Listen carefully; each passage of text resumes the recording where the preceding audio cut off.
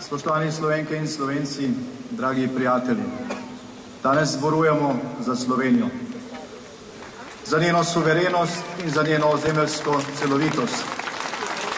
Zborujemo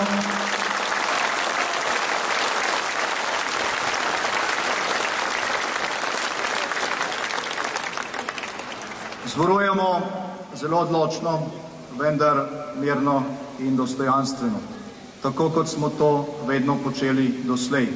In danes je to ustavna vrednota in pravica, ki smo jo zapisali v naš najvišji zakon.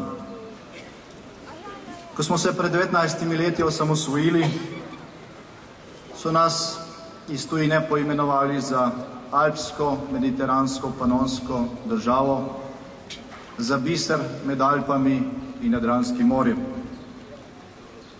Naš grb smo takrat zarisali našo simbolno goro Triglav. Pa ne samo njo.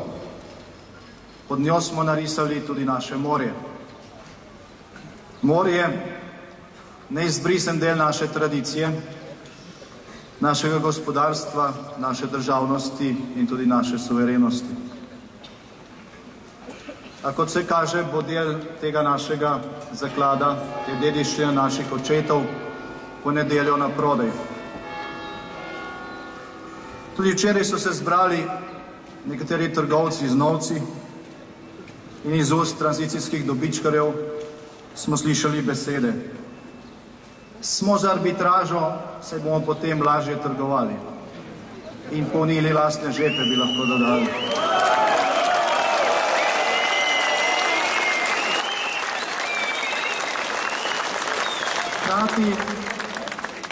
Hkrati so se včeraj proti arbitraži oglasile tudi slovenske zamejske organizacije iz Italije. Njihovih pozivov danes v našem časopisju skoraj ne morete prebrati, ampak so se oglasili. In to proti arbitražnemu sporazumu.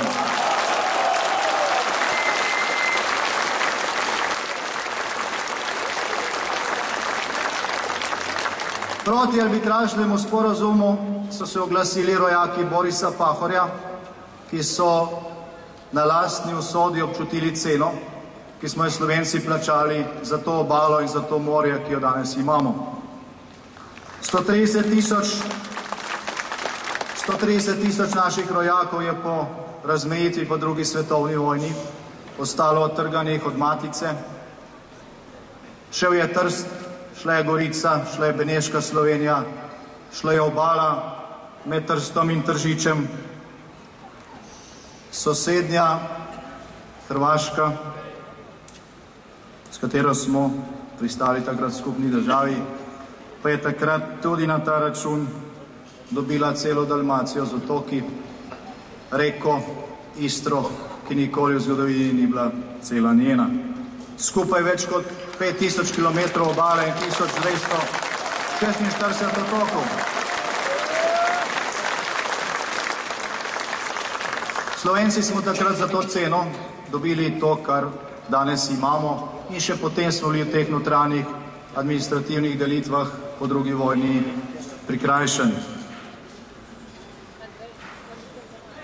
Danes pa Hrvaški, naša vlada, če pogledate zemljevid, ki ga je narisala, po vsem tem ponuja še delitev Piranskega zaliva. Ali verjamete,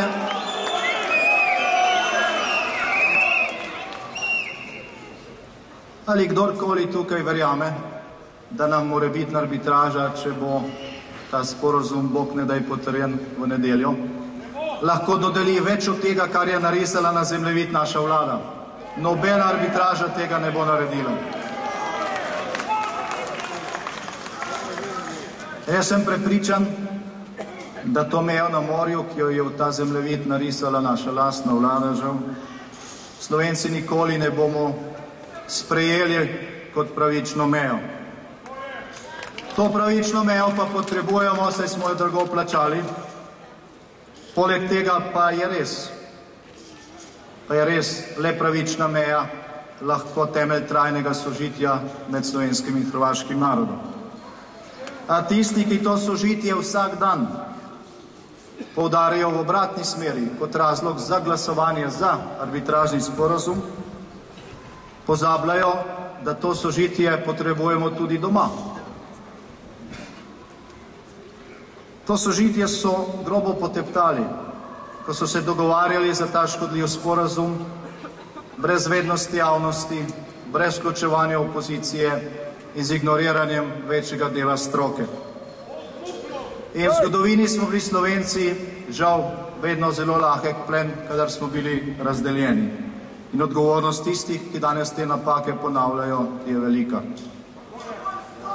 Kot je dejal že prej dr. Virant, v nedeljo ne bo šlo ne za levico, ne za desnico. Za Slovenijo gre, je dejal dr. Pučnik o plebiscitu, ko smo se osamosvajali z njim.